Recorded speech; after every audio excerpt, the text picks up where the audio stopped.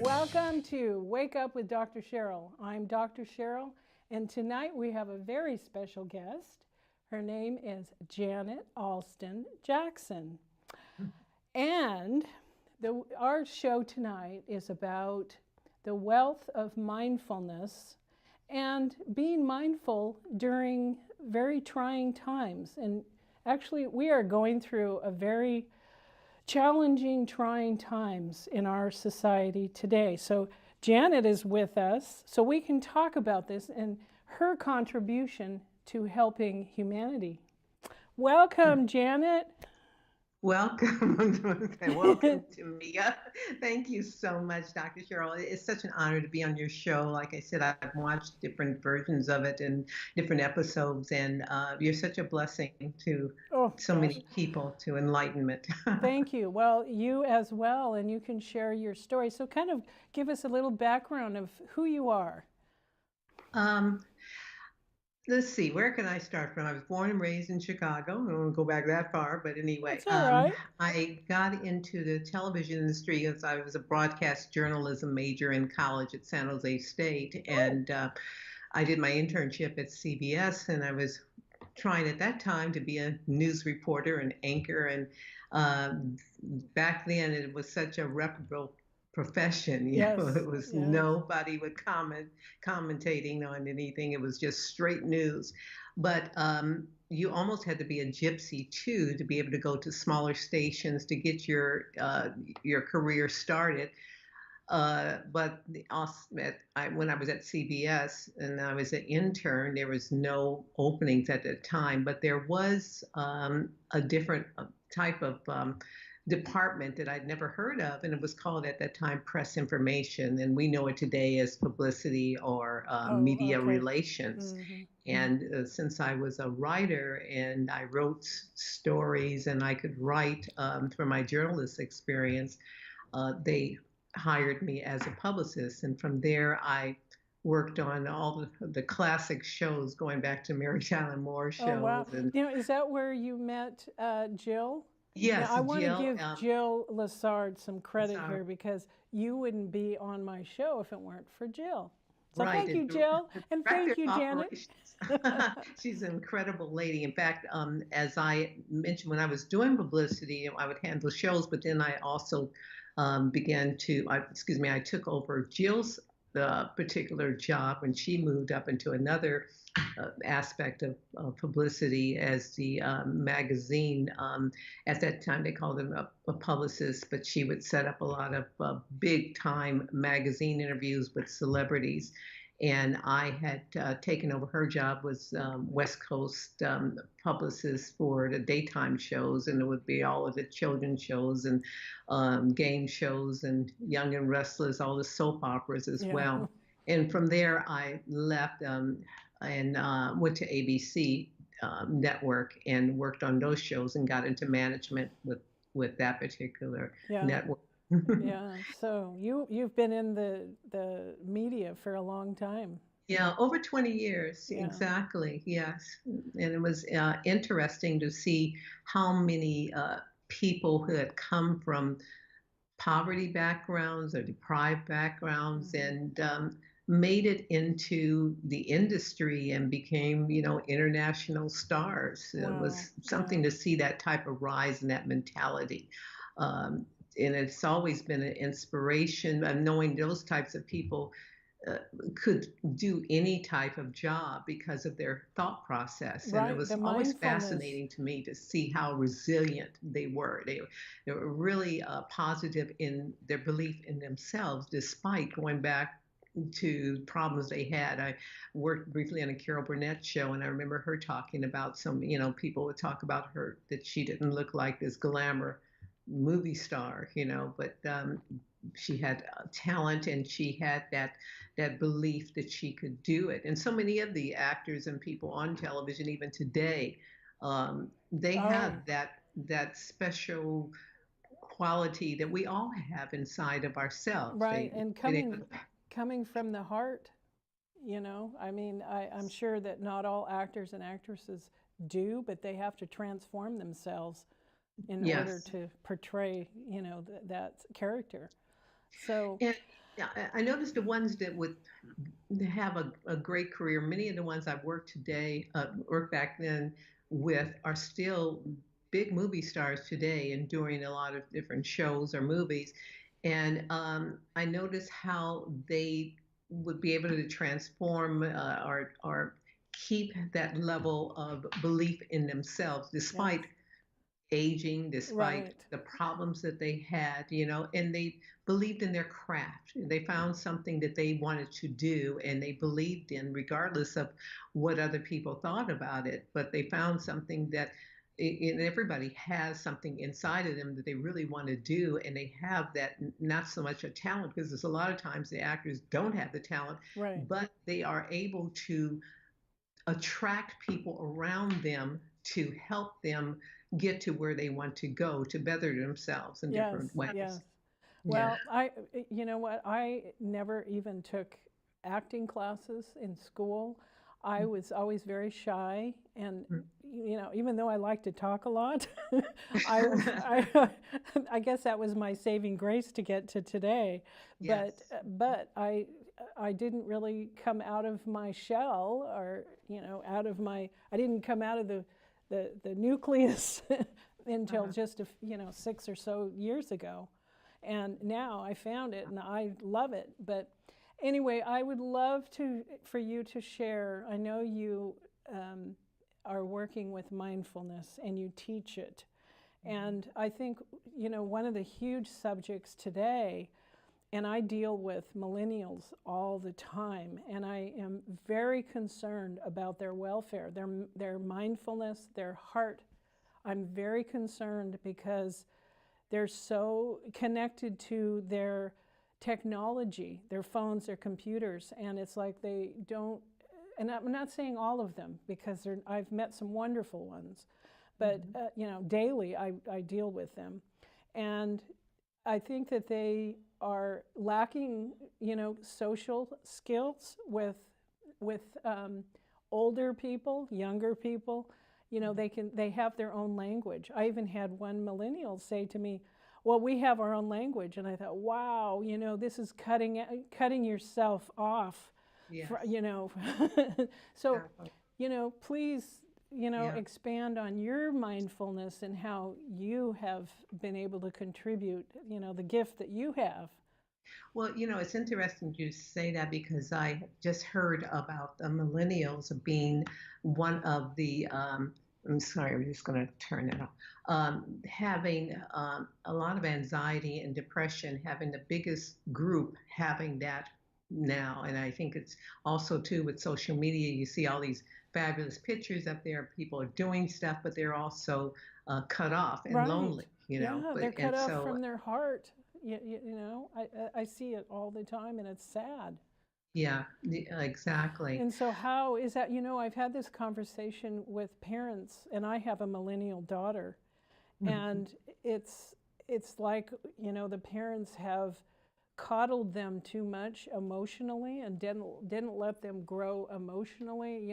Feel the pain, because that's the only way you grow, is to go Exactly. through the pain. So, um, Right. Well, I have three millennial oh gosh, kids. In fact, that's how I got into mindfulness. okay, I was teaching meditation for years. Even though I was working at the entertainment industry at night, I was in classes. And back in the 90s, the early 90s, and when no one heard of mindfulness, and that's really my saving grace. And uh, back in this, I think it was like early 80s. Yes, I had our first son, and he was 3 years old. And my husband and I were sitting on the couch and looking at television, and said, "And you too can adopt." We thought, "Oh, we want another child," and but we were thinking, there's so many kids out there that need yeah, homes. yeah. Um, why get pregnant again if we could adopt? And we really wanted to do that. So we were able to contact the Department of Children and Family Services in Los Angeles, and they said, come out to the party, because so many Black and brown kids were left in the system. At that time, there was something like Oh, 50,000 oh children my, in Los Angeles County that were wards of the court. Wow. 50,000, that's a city, you know? Oh, So we were able to go to one of these parties, and we took our son, our biological son, who was 3 years old at that time. They said, don't bring him, because this is a party for adoption. And we thought that he's going to have a little brother or a little sister yeah, the yeah, rest of his life, that he should meet him too. yeah, yeah. So I remember that we went to this church in South LA, and my son Ryan was walking ahead of us, going down the steps, those rickety steps, and you can just smell the mildew. It was Oh, really a dilapidated old church. And he said, as we got to the door, he says, Mom, Dad, I said, I can't hear the kids. And it was right. We couldn't hear, we usually can hear children yeah, yeah, almost a yeah. block away Right. laughing, and having a good time. So we opened up the door, and we could see shadows of kids. They hadn't turned on a light yet, but there were kids of different sizes, 3 on up to maybe teenagers. And our social worker, she was the first one there, and she was fixing things up, and she turned on the light, and we could see these kids walking around almost like zombies. They didn't know why they were there. Oh, wow. And so they had these huge tags on their shirts, and around, excuse me, it was around their necks. It was a little string with the tags, and it said, their names and the date they were freed. And we asked our social worker, what does this mean, Yes. free? They said, Oh, well, this is when the parents have lost their rights. And oh, wow. she was saying to go ahead and look and try to find who you're looking for. Oh, At that gosh. time, we were looking for a little girl. That was our Yeah. agreement, my husband and I, Yeah, because we yeah, already had yeah. a boy dog, a boy cat, and our little son was just one of the hyperactive little kids. And we said, oh, a little girl would be really Yeah, great. yeah, yeah. So we started walking around. How do you pick out a kid? You know how to pick out Oh clothes or my a gosh. on a child. At that time, it was more people started coming into the quote party. This Yeah. was actually like a February Valentine's party that the county had put together, to help these kids get adopted. Otherwise, they were left up to computers, and Oh. they did a match like that. So we were so grateful to be to that party, but we wrote down a few names, but you didn't have a connection. I wrote down some Yeah, little because girls' don't names, and wasn't pardon me. it important to have that energy that you have that when you meet somebody that or it's an energy. It's a love energy, you know. Exactly. And so did you And feel that? no, I didn't feel that No. with the little girls. And so there were parents also, they were kind of going around pushing a little, not pushing, but taking a little kid aside. And the sad part is that they may not have gone through the process already to be adopted. All of our paperwork, everything was confirmed that we could adopt, but some of the parents there, prospective parents, had not had their paperwork done. And this was a Oh. one and only time for a lot of these kids to get a Oh family, gosh. so that was kind of sad. So toward the end of the party, I said, well, I don't know if there's anybody else. I was telling my husband, I don't know if there's anybody else we could see. And he says, well, I'm going over to the refreshment table. And I said, Ryan, do you want to go with me? And I'm thinking, trying to use reverse psychology. Well, our time is almost up. And he says, well, I'm still going over there. And I said, okay. And I started walking away. And a couple of minutes as I'm walking away, I hear him almost the loud voice saying, Jan, Jan. And I look toward him, and he's motioning for me to come back to him. And people are looking around like, what's going on? And so I walk back over to him, and he says, did you see him? And I said, see who? And he says, see him. And he's pointing toward the direction. And I see a little boy who's just had come in. He hadn't been there before, and he's holding on to his social worker's hand, grasping it. Yeah. And he says, well, see a little boy. I said, and I whispered to him, I said, I thought we were here to see a girl. And he says, yeah, but let's just go over there and talk to them. So we Oh. walked over, and the social worker, she almost lost it. She says, oh my God, I just came here. I was supposed to be here at the beginning of the party, but I've driven something like 3 hours back, an hour and a half to get this little boy coming back Oh and the wow. whole thing. Mm. And I almost missed the party. And she whispers to me, she says, I know he's being abused. He says, but Oh. there's no paper trail. So Oh. I've got to get him out of this house. And so my husband was a big, tall guy, and he looks at him. His name was Devin. It is Devin, rather. And he says, Devin, can I pick you up? And so Devin, like most kids who are being abused, his little arms are tight to his body, and he just nods. He doesn't say anything. And so Walt, who's my husband, he picks him up and starts talking to him, and he doesn't really say anything. He just has these big eyes glued on him and glued onto us as well. How old was he? He was 3. 3, okay. 3. And so he says to him, he says, well, listen, Devin, I'm going to put you down because the bell had just rung saying that this was toward the end of the party. He says, but before I put you down, can I get a hug? Well, Devin reaches over to Walt and puts his little arms around his neck and kisses him and gets a hug. Oh. Dr. Cheryl didn't have to ask how you pick out a kid anymore. It was like magic. That's what I mean. Oh my gosh. It was like a connection. Yep. Crazy. Spirit. You know, it was like it was just like somebody sprinkled some dust over us. Yeah. We knew that was our kid. Yes. Well, let me tell you, that was a big fight because of so many problems at that particular time that the county was having, to the point that the state was going to come down and take over the Department of Children and Family Services because kids were being lost, kids were being left in the system, they couldn't find the kids. Oh my God. So I had this whole thing in my mind. I couldn't get this kid out my mind because she had told us, she says, you know, he's 3 years old. This is the 3rd home he had been in. And so he had been abused physically, sexually. He was born with PCP, cocaine, and alcohol in his system. Oh, God. Now, we didn't have any illusions of, our love was going to change him, but we just knew that this type of, like you said, this type of spiritual connection, it was just no denying that this was our child. It was like we birthed them, you know? Yeah. So we went through a big fight and with the department because we were almost like tag team. Walt from his job was calling every day to social worker, well, how much longer? And I was calling. Now, usually this takes months and some years, for adoptions. But because his child was being abused, we knew we had to get him out right away, like the social worker had told us, So finally, we were able to, at that time, I was working at ABC and, having connections, and I was able to call one of the director who was a neighbor of mine, and he talked to Mark Brown, who was still the anchor up on ABC up there. And Mark started doing some interviews with the Department of Children and Family Services. And a social worker called us, our social worker, and says, well, do you know your name is being whispered up and down the halls, right?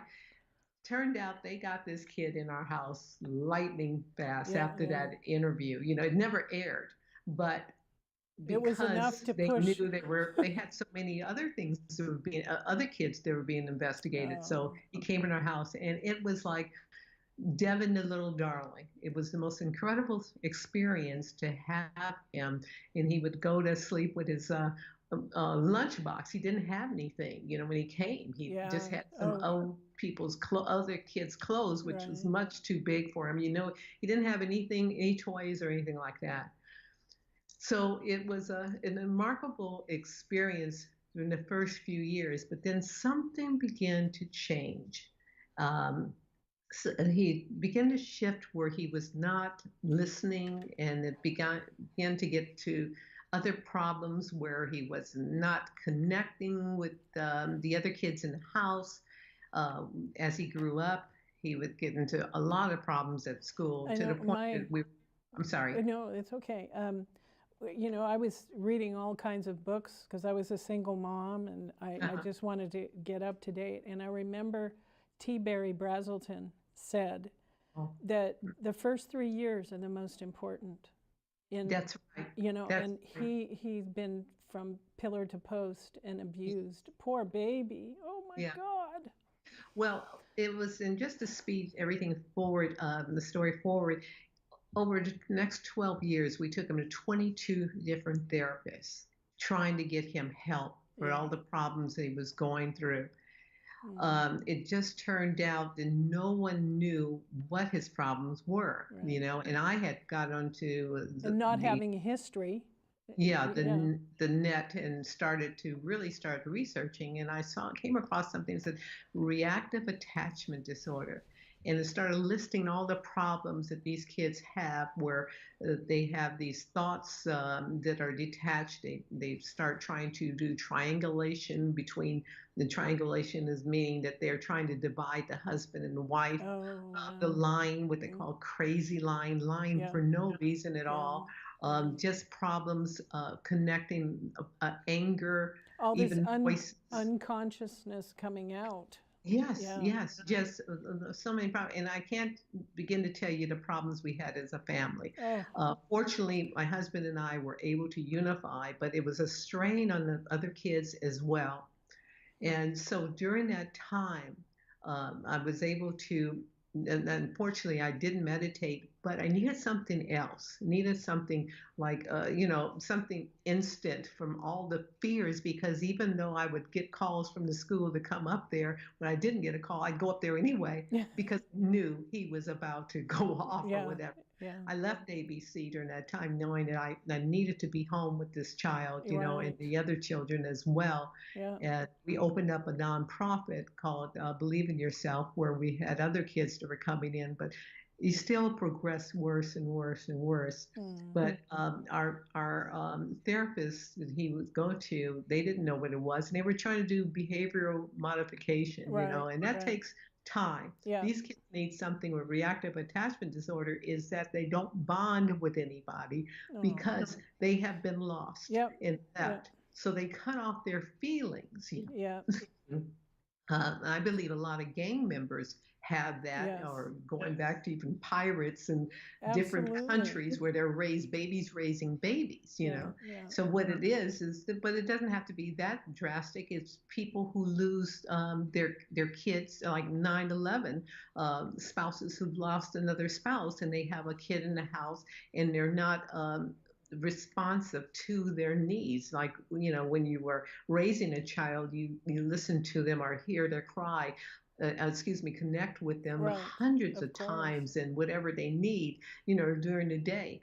But when these kids are left like in foster homes that are unattended, or problems, or people are, have addictions and whatever, they can't attend to these kids. So they learn that, okay, no one is responsive to me, so I'm just going to shut down Yeah. my feelings. Yeah. Yeah. Well, Dr. Cheryl, from that, I knew about the miracle of mindfulness with Thich Nhat Hanh, but I sought Yes. out the teachers and sought him out, and as far as retreats, Yes. and started going there, because mindfulness, whatever you're going through at that moment, that anxiety, that depression, right away you can connect with that moment, where in that present moment there's a space where you can relax into. You feel that calmness, because I can tell you, I was running all types of fear, Well, fear of what's sure. going to happen, what's going to happen to Right. him. Oh, and that's defeatist, really. You know. Yes, exactly. Exactly. But when mindfulness, when you learn to tune into your thoughts without judgment, without criticism, That's what happens? unconditional love. Yes, exactly. It begins to run its course, and you see it's not permanent. Those thoughts are just thoughts. A lot of Right. times they're not our own thoughts. And for myself, listening to teachers who were saying, well, he's gonna end up in jail or whatever. He hadn't done anything to broke the law. But the fact is that he was on that path, Right. of Right. something happening, that was awful, terrible for him. So with the mindfulness, I learned to also tune into my feelings of where is my pain, where is my anger, where is my frustration in my body. And when you begin to do that, you're able to, what they call sensory clarity. You can see where you detangle your thoughts from that emotion that keeps your body knotted up, Right. and in this fear and in anxiety and anger, and you begin to see that it's impermanent. Everything in life is impermanent, and these thoughts are just energy, and that feeling of that tenseness and that fear is something that moves away too when you just examine it without trying to criticize it, without trying to judge it, allowing it just to be there and just to investigate, where is it moving, and all of a sudden it And begins to that's move the away. process of healing. Yes, Yes, and you don't have to do anything. It's just being an Allowing, observer of yeah, and what's allowing going it. on. Yes, exactly. Definitely. Wow. So for with Devin, we ended up having to have him placed in a facility in Texas. It was supposed to be 3 months. It ended, excuse me, 6 months. It ended up to be 3 years because Oh, he came in as one of the hardest people, oh. worst Bless, cases, they said, out of bless his kids soul. all the country. Oh, bless But his soul. through that, he was able to connect. We had a wonderful therapist, and by the time he was leaving out, he became the model for the whole Oh, facility. And the fabulous. newspapers came when because he graduated from high school there. Yeah, yeah, yeah. From there, he went into the Marines, and today he's working and just became this incredible person, just so warm and loving. And the biggest thing for us is hearing him say, "Thank you for not giving up on me." Oh, Because so many yeah. people, Where is he now? Where does he live now? he lives in Virginia. Oh, okay. So He he's lives in not that far Virginia, away. and he's a writer. Pardon me. He's not that far away. Yeah, exactly, Yeah. exactly. So he's just an incredible spirit, But we were so happy, but we didn't never thought about giving him up, never, No. because we had that connection with him. Well, you But he loved just, him. You sorry. you loved him. You Yes, love him. exactly. Exactly. And he taught me, he put, because of being on that path of being in mindfulness, and I had to keep going back into the learning Oh, my lessons wow. through him. Yep. I don't know where I would be, with the entertainment industry more superficial than anything else, but I've learned my authenticity of Yep. who I am to be my authentic self, Oh, and to teach him. My husband and I would teach so many people now, teachers and parents. We started teaching because so many teachers didn't. They were. We had a few that were really difficult to deal with. We didn't expect them to be babysitters, but we wanted them to understand how these different kids come into their classroom and how they can be calm and balanced, because they're not supposed to be, policemen, but we learned that they had the anger and frustration of trying to do all the stuff they're doing on their salaries and whatever. And we started teaching parents, and then law enforcement and right, right. healthcare workers. And now, like, I do corporate teaching for My. taking mindfulness into the corporations as So, well. how do you do that with corporations? Because I know that I've had my own experiences from a financial, because my background is finance and accounting, and I got into the corporate environment as a consultant and management, and I saw the corruption. And this is part of the reason why I started my show, because I kept getting the pattern of this corruption, illegal, unethical behavior, and I don't play that game. And so I ended up at the very end, it's like these people are addicted to greed, money, and power, and they don't want to change. Unless something really catastrophic happens, they don't change. They're so hardwired with that addiction. So Yeah. that's what started me on this mindfulness, Yeah. and spiritual mindfulness. But I want to hear how you deal with that and how you teach that for the corporate environment. And Yeah, then well, and then maybe we can talk usually about. we do presentations, but now I'm doing with one of the companies, Ultimate Software, which is like been voted number 3 place to work, and so they're an aware corporation.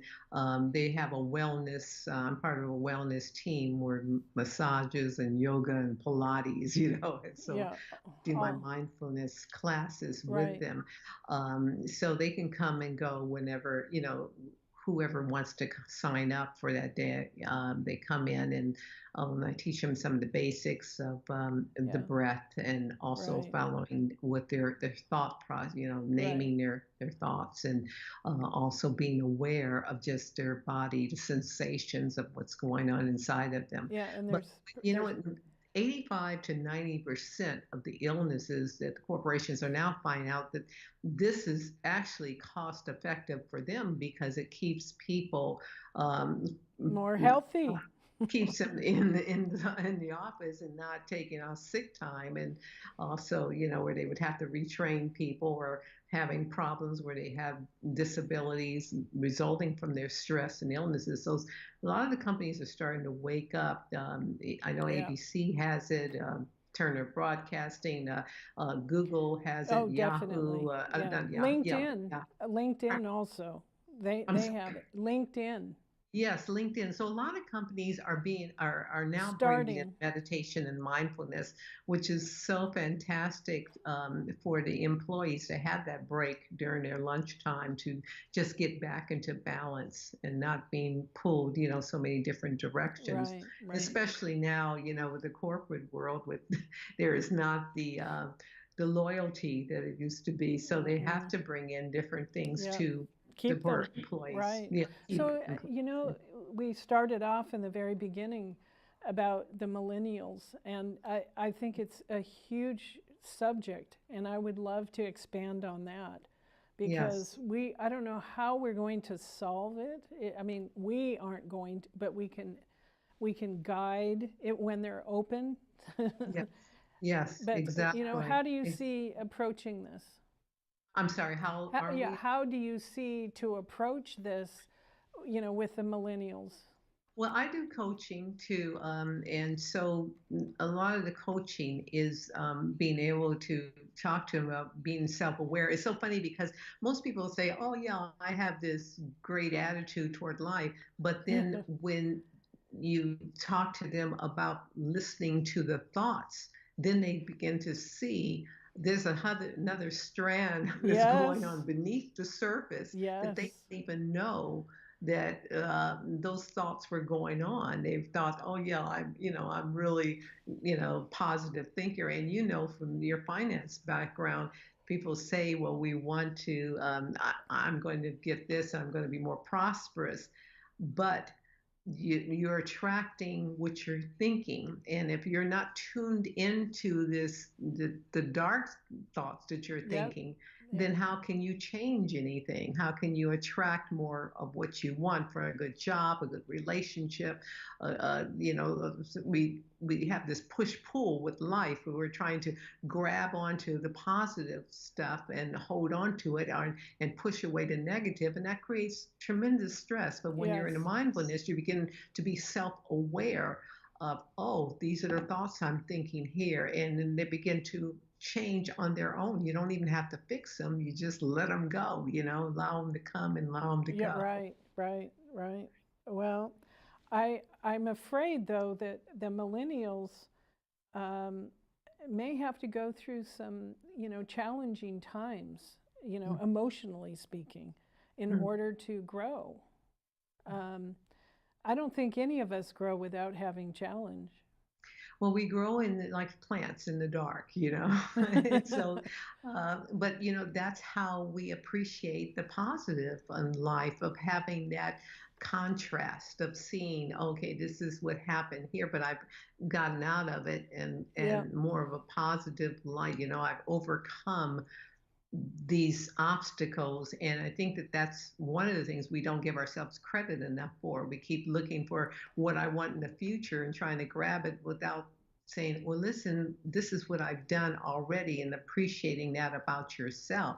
Because when you're able to be in that space of being balanced, you attract people, the right situations to you, and letting go of the other stuff, because it's like the law of attraction, just like the law of the lights or law of a gravity. There is a law of attraction, but we have to be able to keep our mind in this positive, peaceful state, well, and that is being balanced. one thing that, or one statement that really has made an impression on me over the years is where, you go through things.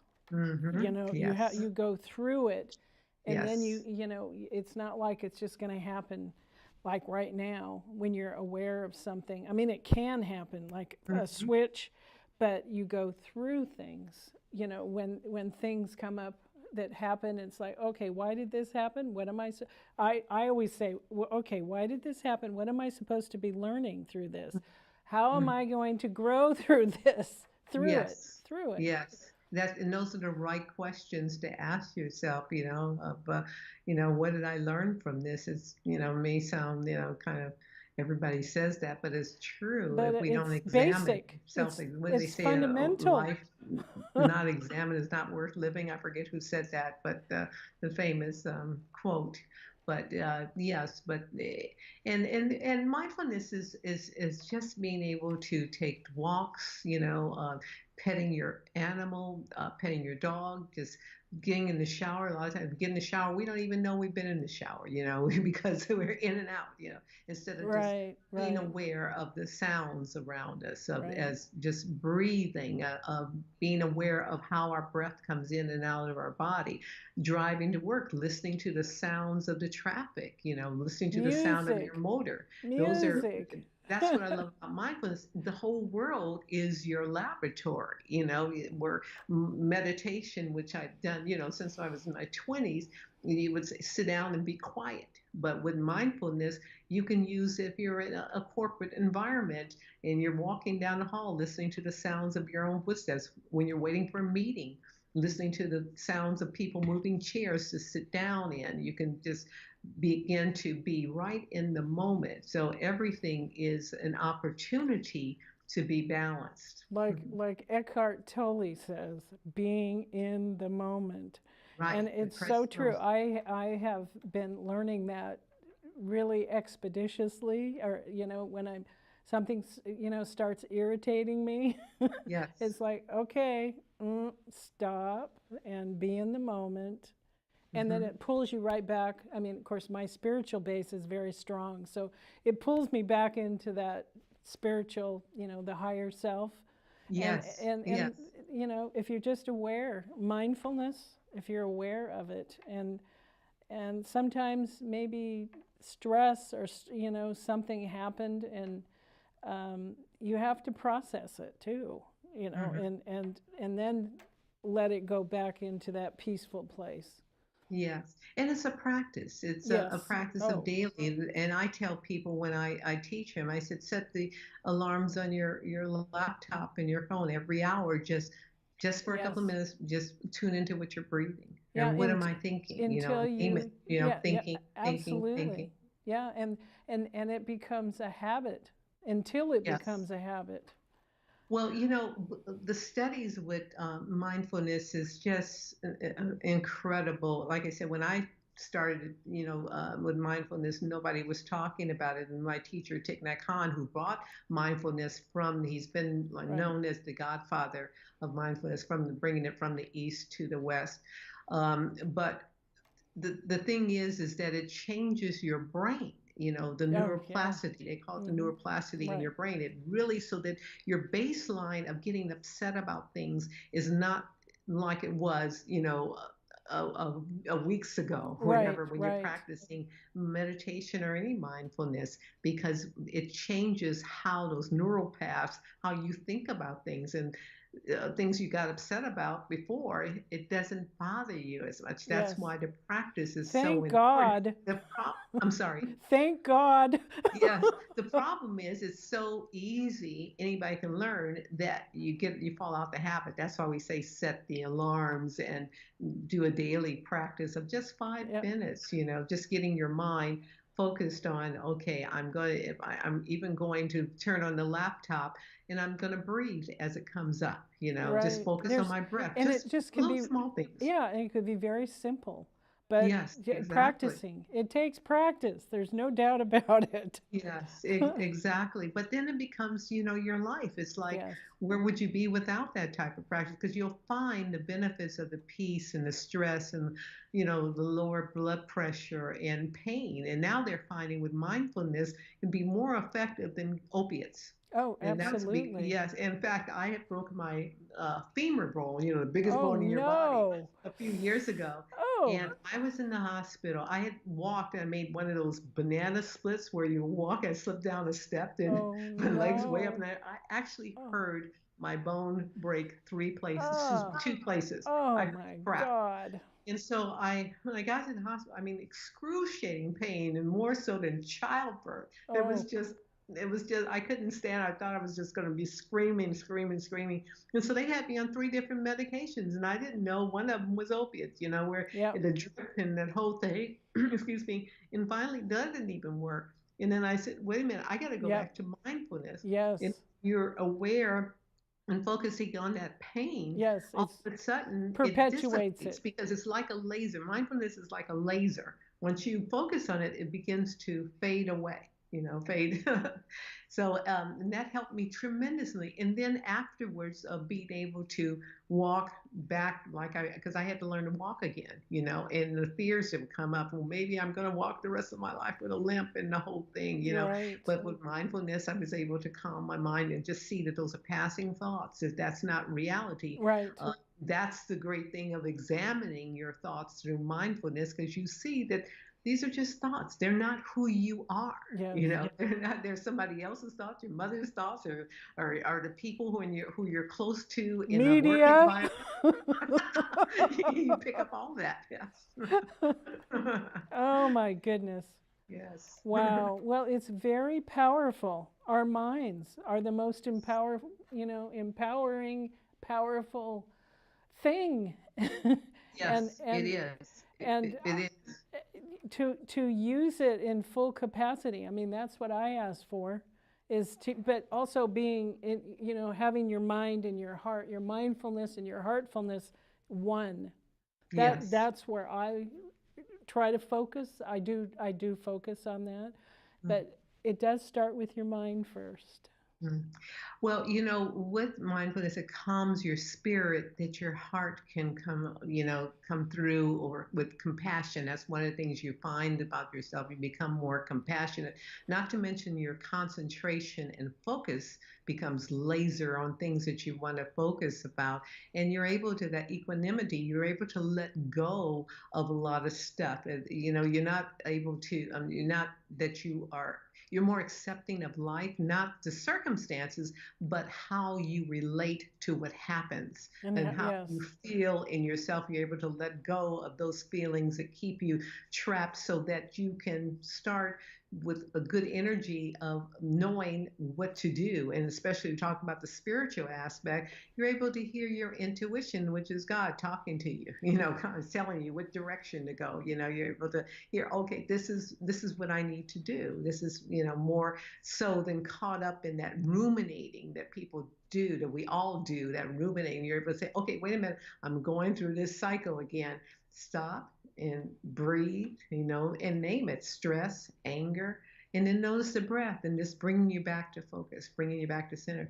I had to deal with that. My husband and I moved from Los Angeles in December, and we were right up against the Angeles forest, and Oh it was yes. huge fire that was coming through. And we had been through a fire situation before. This time we were being evacuated, Oh. and of the houses across the street, behind those houses started the forest, and those people couldn't see the fire coming. So I jumped in the car and started, going in a cul-de-sac, just laying on the horn at 4:30 in the morning, Yeah. screaming at them to get out. And my husband had one of those air horns, and Oh he's sure. running up and down the Oh street. gosh. We got separated, and smoke was everywhere. I mean, it was just a horrific thing to see the fire that close. Our whole house was packed up, ready to go. And we were thinking, first thing, okay, are we going to lose this? Then we lose the house we're moving into, outside of Atlanta or whatever, everything. So then, you really had to use mindfulness to keep focused, to, okay, relax, to let it go, and to to really get in touch with those fears, because everybody was afraid around you. It was just frantic. It was like Armageddon. And And when you stay in that fear, you can't let your mindfulness have a creative solution. right. Right. Well, what happens with that hormone cortisol that comes into our Right. body to calm us, it's good to, it helps us to relax, but too much of it creates a lot more problems and toxicity, and excuse my Right. goodness, in our bodies, Yes. where Yes. it's more damaging because we're in that constant state of fright and Right. flight, you know. So Yes. Yeah. mindfulness truly helped us to stay calm and be in the moment, to know what to do and to evacuate, and knowing that our spiritual self side kicked in, that everything's going to be okay. We're protected. Fortunately, we were two houses had their fences on fire right close to us, but fortunately, this time, even though thousands of acres were burned, it was one of the biggest fires that our neighborhood was thankfully safe. So, Yeah. Oh, so you didn't lose the house. no, Oh, thank but the God. interesting thing, talk about the law of attraction. When we left out of Los Angeles we had to come to Atlanta. We were in their huge power outage, which was caused by a fire. Oh, So we geez. went from one fire to another fire. So we sat Wow. on a runway 2.5 hours, and had to go through this dark basement of the plane, trying to get to a rental car, and it was people were just crazy then too. They were so upset. I forget how many thousands of people were delayed that weekend in the airport. It was one of the worst outages. I mean, the worst outage that they had And ever and seen. that's in Atlanta. Yes, Yeah. Oh, okay. in Wow. Atlanta airport. Yeah. And you came from one to the other. Yes, one to the other. Yeah. Talk about law of attraction, huh? Ooh. learning the lesson again on mindfulness. Okay, stay calm, just breathe and focus on your breath as you're going through this. Because even when we got outside, everyone was scrambling trying to get into these cars to take them to car rentals. So there was Oh, sure. long lines of Oh, people. It was 30 degrees, and we come from 70 yeah, yeah, degrees, right. Oh gosh. trying to get to where we were going. But and that was And you and you amazing. thrived through it. Yes, yes, and to get to where the home of our dreams, but keeping focused on what we wanted, not looking at what is. And that's the problem when people want to get to certain places and attract things into their life. They keep looking at what is, all the negative stuff. So we had to keep looking at the goal, what it's going to feel like, not visualize so much, but feel like when we get what we want. And that's going back to the beginning of our conversation. That's what a lot of actors do. And I'm not talking about the celebrities that are in trouble and whatever it is, but how my fascination with them is how do they come from nothing to become these iconic stars, And or it and not starts in their mind. yeah, That's a yeah, powerful thing with all the teachings that I've, embraced is yes, you need to feel and think it and feel it first feel it, yeah, think from before the it end. actually happens, Yes, which isn't exactly. always easy. But Hmm. again, practice, keep, repetition, repetition, repetition. Hmm. Well, the thing is, Dr. Cheryl, is that we talk about attracting things into our life and relationships and whatever.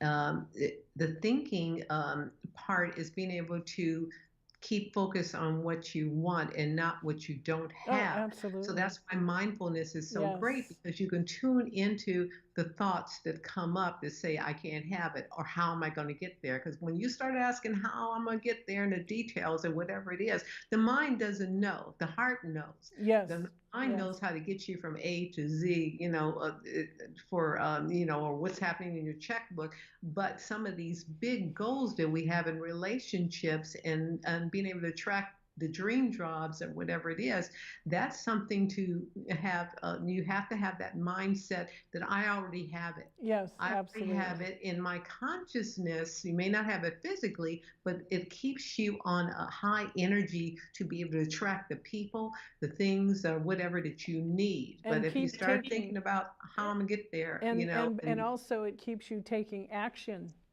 yes, towards yes, there towards you go. that goal. Yes, because you have resiliency, and that's one of the things I teach what in the corporate area is that, to be resilient, you have to let go of all this toxic thoughts and the Yeah. stress. And so how do you do that is just being able to just focus on them, or just tune into being aware, self-awareness. Yes, yes, And that's what yes. we named our company Self-Awareness Training. We go by sport and the right attitude, which is the DBA. But being self-aware is so important. Oh boy, oh boy. I I deal with anywhere from a day, each day I deal with people. I drive for Uber actually, and Oh, do you really? You are yes, a I remarkable do. lady with so Pardon many me? things. Well, I do it for networking and PR. Oh my And God. I have some wonderful conversations, but I have some very Neat. trying people in my car that are totally not self aware. Yes. And it's Yeah. very interesting.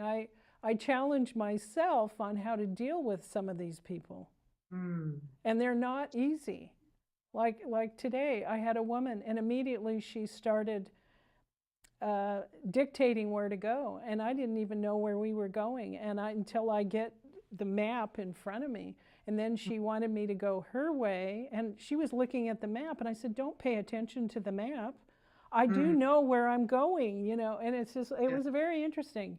And I ended up being nice, but I told her, it makes me nervous Hmm. that you're coming at me. I'm just using this as an example.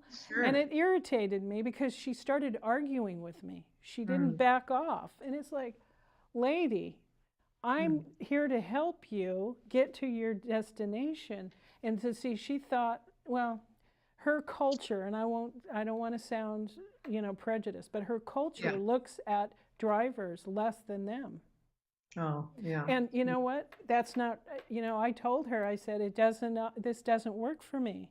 And she Mm-hmm. could have gotten out of my car. But Mm-hmm. she finally, I said, Can't you have compassion for Mm. me being a driver? And you're being very disrespectful. Yes. And she goes, well, another driver, blah, blah, blah. I said, but don't judge me by another driver.